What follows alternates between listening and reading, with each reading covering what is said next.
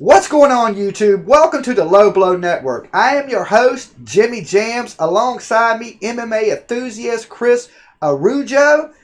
Tonight, we are talking UFC 248, Izzy Alessandro versus Romero. Chris, are you excited for this fight just like me? Of course I am, Jimmy. Thanks for having me back, by the way. I'm ready to give you the rundown on this whole UFC 248 fight card. UFC going down, the 7th? T-Mobile Arena, Nevada? That is correct. Okay, I am stoked for this fight. Okay, so who's on the undercards of the main card there, Chris? So, of course, you got the prelims that, will be on ESPN. That starts at 8. And then you have the main card that's going to start at 10. Yeah, 10 o'clock. Start 10 p.m. East Coast time, because I'm on the East Coast. But, the first fight is going to be Sean O'Malley versus Jose Quinones. I'm not real familiar with Jose, but I'm real familiar with Sean O'Malley. He had been battling some injuries, real good up-and-coming fighter, undefeated in the UFC, so that should be a pretty good fight. Absolutely. It's going to be a bantamweight bout, get the little guys in there, get them to scrap it out. Hey, them are some fast guys. The lighter they get, the faster they are, it seems like. And Sean O'Malley, man, he has a bright future ahead of him. It's good to see him actually fighting on a main card. I agree with you, Jimmy. The next fight after that is a welterweight bout, and it is Neil Magny versus Li Yingling. And I'm sorry if I messed up your name, Lee. We're still. Neil Magny, he's been a UFC vet for quite a while, and I believe his record is 21-7. It's a little hard for me to understand why the UFC hasn't cut somebody with 7 losses. Usually, you get 3 losses in the UFC, you are out the door. Okay, so after that fight, what's coming on after that one? The next fight is a middleweight bout, which is Derek Brunson versus Edmund Shahabayazan. Wow, that is a very hard name to say right there. Edmund Shahabazayan. Okay, and a little bit of a tongue twister there. So he's 11-0 in the UFC. So he's an undefeated fighter. Bronson, he's 20-7. I'm surprised that the people, that they stick around with all these losses. And usually you don't see fighters in the UFC with 7 losses. Unless these losses came early in their career. Usually time you drop 3 in the UFC, they're letting you go. I mean, Dana White doesn't want to give up all his fighters to the other organizations, but you're right. If someone usually is in a 3 or 4 fight losing streak, they're usually out the door. Yeah, and Derek Bronson, he's pretty popular in the UFC. He's had some really big fights, and I don't think he's dropped 3 in a row. And I'm believing some of these losses probably came earlier in his career. Yeah, he actually did lose to one of the guys that's in the main event, Mr. Romero. He lost. So he does have a loss.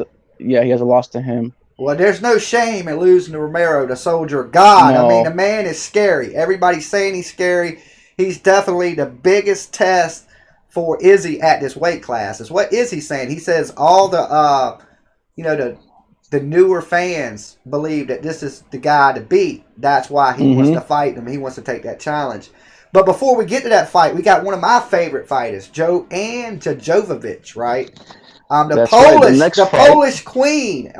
Knows how to put them combos together, and she's fighting.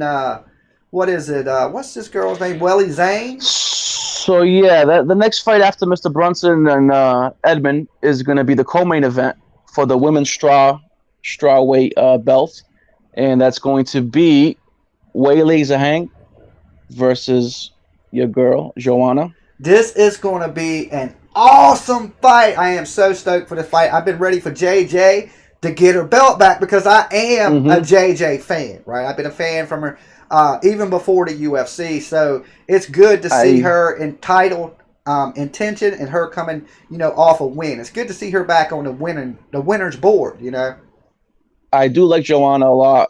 She trains with obviously she's from Poland, but when she comes down, her camp is in Florida for the American top team.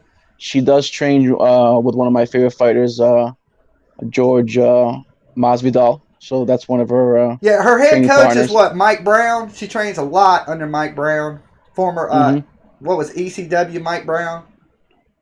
Yeah, some of these women, they do train with men, at some of these gyms to get to sharpen their weapons, Yeah, because And there's not many women that could keep up with these top tier UFC female fighters. So you're going to have to train with smaller men to put up a good fight, to push them.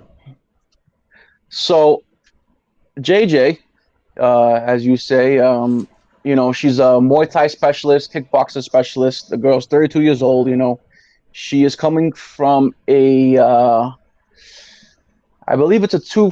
No, her last fight she won versus Michelle Watterson. Yeah, I said Karate Hottie was a good fight, but she picked her apart.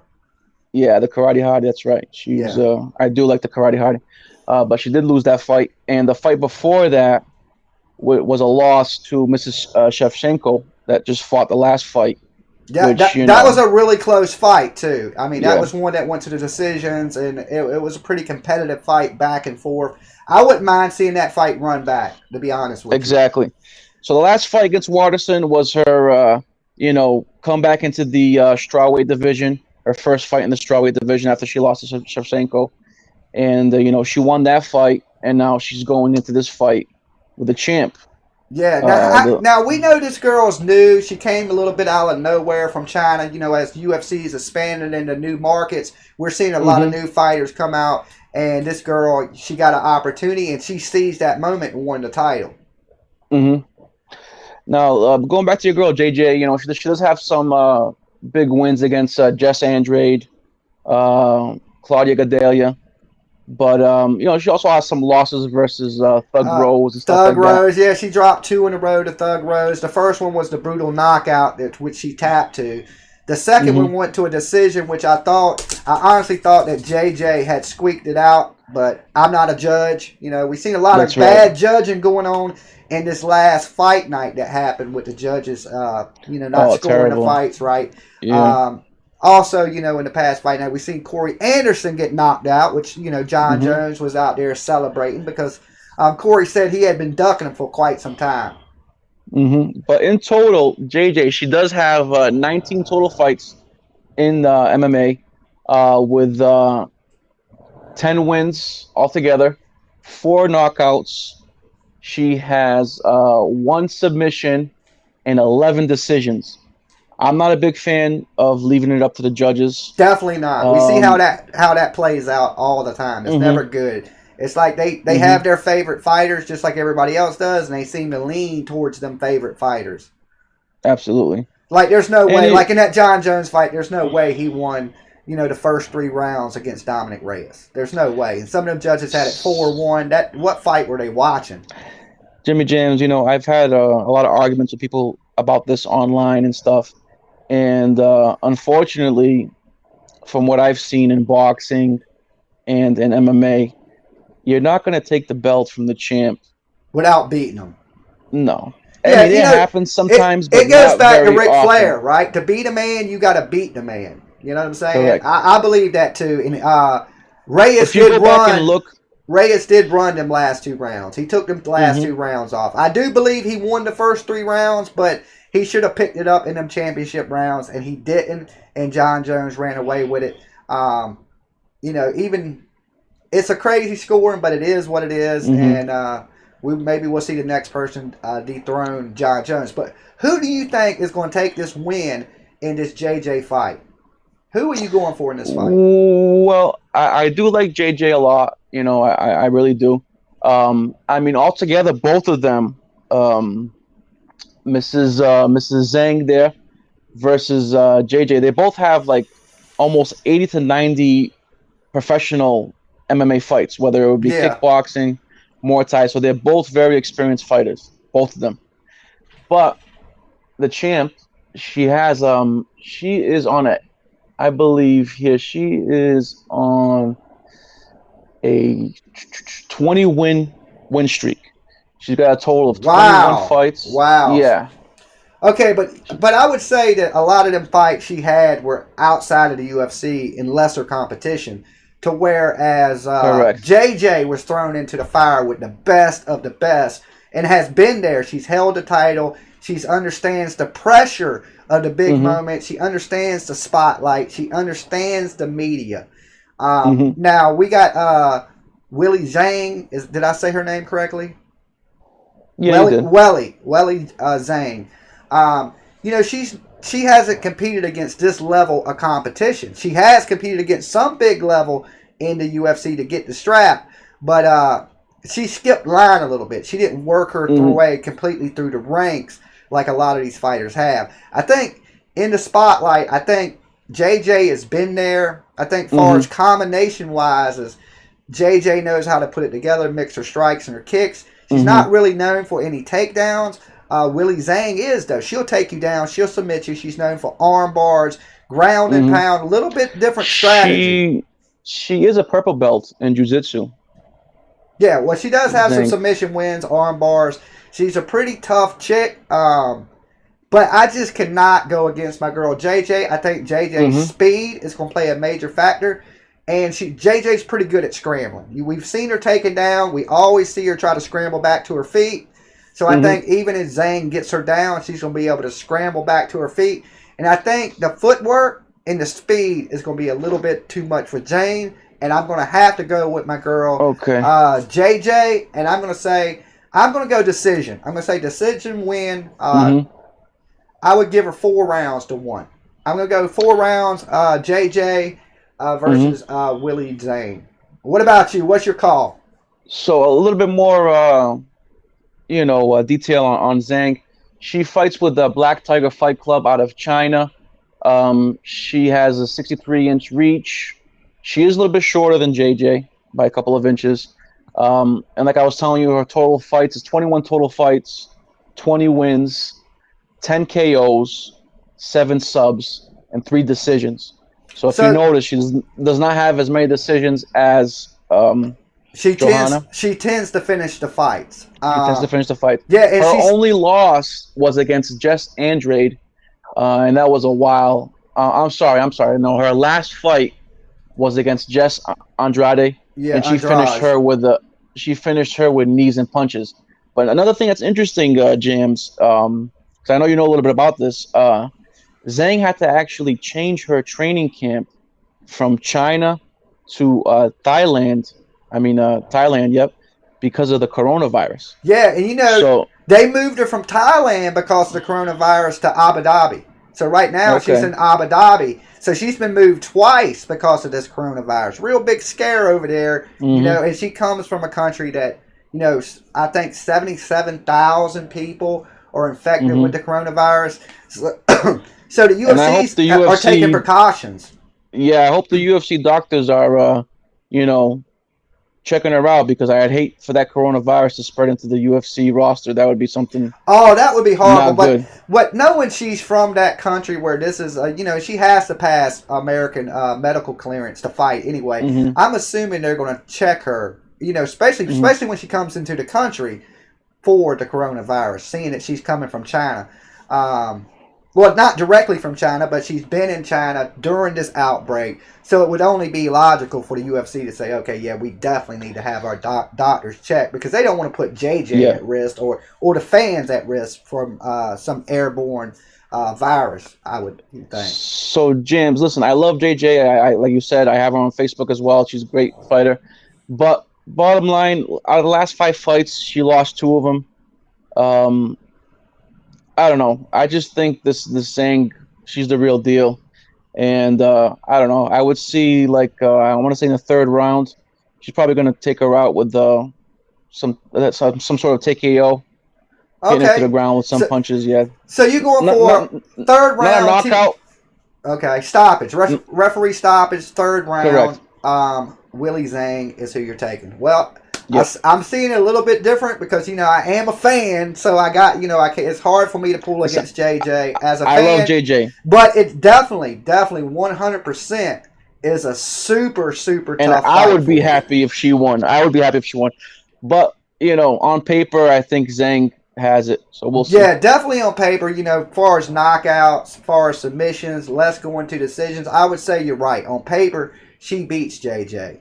But styles make fights. We if the right JJ shows up with her mind focused and ready to be the boogie woman like she used to be, she was unstoppable at one point. And I think when Rose knocked her off, she was a little more hesitant, and now she's getting that winning feeling back and that confidence back, and hopefully she goes into this on a mission to get that belt is what I'm hoping. Okay, our main event, the main event of the evening, Izzy versus Romero. This is going to be a crazy fight. Izzy is the real deal. When I first seen him, I didn't think he was the real deal. By the way he was built, real skinny, not not real muscular. Compared to some of these guys that are in his weight class that look like they're chiseled out of stone. But he's came through and he's talked the talk, but he's backed it up, kind of like Conor McGregor, right? He's came in and said he's going to do these things, and he's doing it. What do you think about the success of Izzy and how he's going down that UFC path of, just calling the baddest of the bad out? I love Israel Adesanya. As I told you before, I'm a big Anderson Silva fan, and he reminds me very much of Anderson Silva. A lot. I would say a younger version, a little bit more flashier, a little bit more cockier too than Anderson Silva. But yeah, their fight. Honestly, I didn't enjoy their fight. I thought their fight was a little lackluster or a little bit boring. You know what I'm saying? I don't know if Izzy was real respectful. Or was he scared of the power, or was it just that respect thing? Like, I want to fight my legend, but I don't really want to beat him up. Correct. I think that's what it was. So, and then after that, the fight with Whittaker, he just went in there and destroyed Whittaker. So, and nobody seen that coming.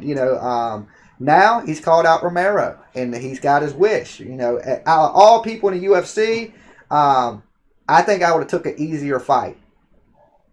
Well, he was supposed to. Paulo Costa kept calling him out and stuff, and I don't know. I think Izzy played one of those games like who's Paulo Costa, and he knew Paulo Costa just recently beat Romero, right? Didn't it go to a decision? Correct. So technically, Paulo Costa should be fighting Izzy, but Izzy kind of got under his skin and purposely called out Yoel Romero. Well, another thing about Paulo Costa is he don't really have that name that Romero has. Like, the fans ain't talking about Paulo Costa, but they are talking about the soldier god Romero, for sure. That's exactly why Izzy did that. And if you're going to go for something, you might as well go for somebody with a name where you can make a payday. I'm sure this kid's trying to, work towards his future, his bank account. I would take the bigger fights. I wouldn't... if I'm taking a chance with my title, I'm not going to go after somebody where that I'm not going to make a large amount of money, or if I lose, it would hurt my career. So a little back story on Izzy. This guy's got at least 80 to 90 professional fights, whether it be I'm counting boxing, kickboxing, and MMA. The guy's just got a ton of fights. He's a former Glory middleweight champ, and also a King of the Ring champ, which he held 2 belts on King of the Ring, which was the heavyweight and the cruiserweight champ, which is the record for the most titles of that outfit. Okay. I could not picture him I could not picture Izzy as a heavyweight. Now, he's been saying that he will go up to heavyweight to chase John Jones because he wants his John Jones fight, but he also says he don't want it right now. So he, in his mind, maybe he thinks he needs a little more time to sharpen them skills, to get the courage up, to battle the enigma, the unbeatable John Jones, right? Well, some of these guys, it's tough to to go up and down in weight classes. So he just wants to kind of, reign at his middleweight class, and then once he goes through that, he wants to move up. Yeah. So he's also currently the number 6 pound for pound fighter of the world, Izzy. And like I was telling you, he has overall 80 fights in kickboxing, 75 wins and 30 knockouts. 75 wins total, 30 of them were knockouts. Wow. And then and in MMA, he has 18 wins total, 14 of them are knockouts, 4 of them are decision. He's on an 18-fight win streak. Yeah, 18-0. I mean, there's no losses in his record. And it's starting to get hard to bet against Izzy because you know what he's capable of. We've seen it. And he's capable of putting everything together like magic and making people disappear. You know what I'm saying? Yeah, he's very confident. He's one of the most confident fighters out there right now. He's and very, we very know Whittaker beat Romero. I mean, really crazy fight, tight fight. And then, you know, we know Izzy beat Whittaker. But sometimes styles make fights. And Romero is a huge guy with a lot of punching power. Now, I have to give him the puncher's chance, okay? Because he could hit Izzy with a big bomb. Izzy, to me, does not look like he's built for these really, really big, powerful strikers. Now, a lot of people saying Izzy hits a lot harder than it looks because, you know, the way he puts his punches together. And he really hits you from weird angles and you don't see it coming, so it adds to that power. But we seen what Romero did to Luke Rockhold, right? He knocked him almost dead. I mean, I was like, you need to retire, dude, or, you know, because he's about to end your modeling career. I think once Luke Rockhold got that head kick from hell from Vitor Belfort, I think that kind of rattled him. He ain't been right ever since, right? His brain might have disconnected a little bit from his spine, or something's not right there with that guy. Yeah, he was a real top contender for a little bit, and then he just went on a losing streak like terrible. He was getting beat by everybody. Michael Bisping beat him, you know? So like I said, Izzy has a 6.5 reach on Romero. His last fight, you know, he unified both the belts because he had the interim belts, and he fought Whittaker, like you said, and he took him out with KO. Was KO with some raining punches on him, and that was also fight of the night. Now Gastelum gave Izzy a little bit of trouble. Izzy beat him pretty bad there at the end, but there were some parts in that fight. It was a dog fight. Gastelum hit him with some big punches. I mean, he hit him. So Izzy is touchable. Now, does Romero have better power to knock him out? That's the question. Styles makes fight. Just because this person can beat that person don't mean you can beat that person. Even though you can beat the person that beat him. Do you recall if that fight with Gastelum, did that go to a decision? They stopped it in the 5th. I believe it was stopped in the last round. From punches, TKO stoppage. They were he was all gassed out. He went down. Izzy hit him with some shots, and I believe, if I'm not mistaken, they stopped it in the last round of the fight. Do you see Romero gassing out like that? Yes, I think he will gas out a little bit. He does have good endurance, but my prediction for this fight was going to be this. It's going to be a really tough fight for 3 rounds. 4th rounds, we go into the championship rounds. We're going to see, I believe, Romero start to slow down. If Izzy can stop the takedown, and I believe Izzy's going to stop him TKO victory in 4th round. Okay, so Izzy does have a 6.5 reach on Romero. So, you know, let's touch base a little bit on Romero. We got Stylebender versus Romero, which you said is a soldier of God. The guy is very religious, very, very religious guy. And, you know, he might have to pray to baby Jesus for this baby Jesus, he might have to, because Izzy's been looking scary. And like I said, right now, in the beginning, I would have betted against Izzy. I didn't know he had the heart. I didn't know he had the fortitude to take a beating like that, because I thought as soon as somebody put a beating on him, he was going to be done. What I did learn is this man can take an ass whipping, and he can definitely dish out the same type of heat in the kitchen. You know what I'm saying? So he is a scary man to me now. And now I'm not so quick to bet against Izzy. I'm like, oh, this guy, he's almost like a young version of Anderson Silva mixed with a young version of John Jones. So if you're mixing something together and you mix 2 of the greatest fighters ever, and you get this guy, you know what I'm saying? Which is, I can't bet against him. So what's your call? Who are you going for in this fight? Romero or Izzy? And how does it get done? So, James, let's not forget, you know, Romero is no slouch. The guy might be scary man. The guy might be 40 years old, but he's no slouch. You know, he's a former gold medalist with Cuba, silver medalist. He was one of the top. From what I understand, the Cuba Olympic, like their whole system and team there in Cuba is no joke. It's very the way they train. Pretty much the top people that finish in the top positions get to eat better meals and have better housing situations. So he literally had to fight his way up the Cuban Olympic ranks. So Romero is no slouch. So let's see some of his accolades here. You know, he's big into wrestling. That might be one of the only ways that he could really get to Izzy. Take him down, ground and pound him, make him carry your weight. I would agree that that's the keys to victory for him is can you get Izzy down and keep him down? Mm-hmm. His MMA record is a total of 17 fights total, 13 wins, 11 KOs, and 2 decision fights with 4 losses. His last fight to Paulo Costa was a loss by decision.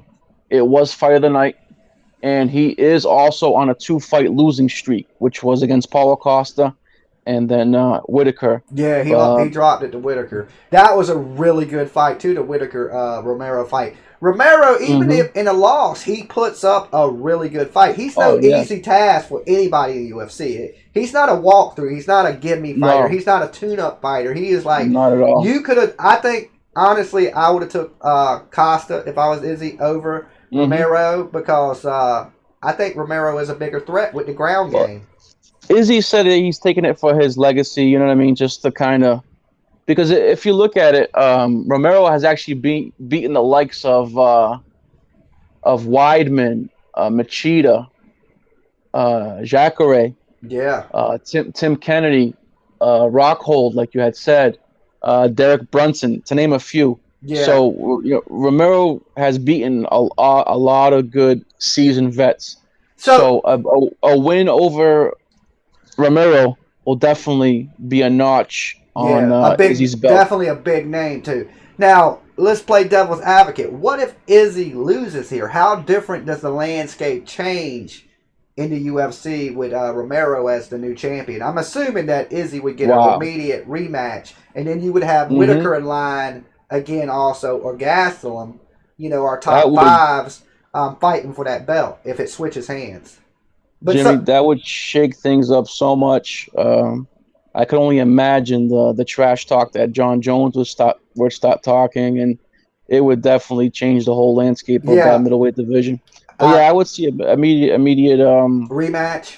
Immediate rematch. But that don't always happen. So I mean, immediate rematch don't always happen. In a perfect world, immediate rematch. Let them run it back. You know what I'm saying? Since Izzy is the champion, but sometimes people get skipped over. You know what I'm saying? Maybe. Izzy is injured in the fight, and now you got him down for 6 to 9 months, and you got Gastelum, you got Whittaker, you got Paulo Costa waiting in the wings. That would set up, I would say the biggest name, of course, would be Whittaker again. As far as money fights for the UFC, who do you put in line next if Romero wins? Definitely would have to go to a immediate rematch with Izzy, or you have to give it a rematch with Whittaker, which holds a win over him. So, Whittaker's probably hoping to God that Romero wins. So Romero also trains with one of my favorite fighters, George Masvidal, over at American Top Team. And lately, Masvidal has been on this whole thing of just finishing fights, not letting it go to decision. So that might rub off on Romero if Romero really wants to take this. Like you said, take him down, pound him out. Try to stay away from that lanky reach. Yeah, that range Izzy. Of his, yes. But if I were to put my prediction in, I do like Izzy because, like I said, he reminds me of Anderson Silva, which is one of my favorite fighters. So if I were to guess, it's either going to be a real tough fight like the Gastelum fight, but let's say maybe on the second round, Jimmy. You're going second round, okay. End of second round, some sort of flashy knockout from Izzy. Yeah, I think. But it's a tough one to call, Jimmy, for sure. I agree with you. That's a tough one. It's definitely a tough fight for him. I think the keys to victory for him would be, he's going to have to close the distance against Izzy. He's going to have to get him down, and when he gets him down, he needs to be able to keep him down. If he can do that, it's definitely going to be a long night for Izzy. But Izzy seems to be like a scrambler, and he seems to be pretty good at getting back to his feet. He has good footwork. He cuts angles really good. And at this point, I wasn't the biggest fan of him. Right now, I'm like amazed by the guy. He's super talented for a young man. Oh yeah. And like I said, I'm going for Izzy in the 4th by referee stoppage TKO. And I'm giving in the other main card, I'm going JJ by decision. Mm-hmm. Like I said, it'd be lovely to see the old man Romero get a big win. Oh, it would be crazy. It would be, I ain't gonna say it's a shocker because Romero has the power to knock anybody out. He lands the right punch, he can knock you out. So I wouldn't say it'd be a shocker, but it would definitely be something that would change up the landscape a little bit and rock the world a little bit. Have us something to talk about. Mm-hmm. But if you go back and look at Izzy's highlight reel, the guy's got a bunch of knockouts and awesome performances in so many different organizations. Yeah, and he has endurance for days. He does slow down a little, but even his slowing down a little, he's still a fast, accurate, straight punching guy. He throws a lot of them straight punches right down the middle with that long reach, and it's just like. And he knows his footwork is phenomenal. He knows how to shift in and out, and like you said, the angles. So on paper, I think Izzy's got it. So. Okay, Chris, I want to thank you. Looking forward to that. I want to thank you for joining me tonight. Now, all the viewers that are watching right now, what should they do, Chris? As far as this fight, what they should do is they should, go on YouTube, check out the Low Blow Network, make sure that they sub and like this video, and because there's going to be many more MMA videos to come. Many more MMA videos to come. I am your host, Jimmy Jams. Joining alongside me is Chris. And guys, we will see y'all in the next Low Blow podcast. Later, guys. Later. Thanks for having me, Jim. No problem. Boom. That's it. Okay. We made it through it.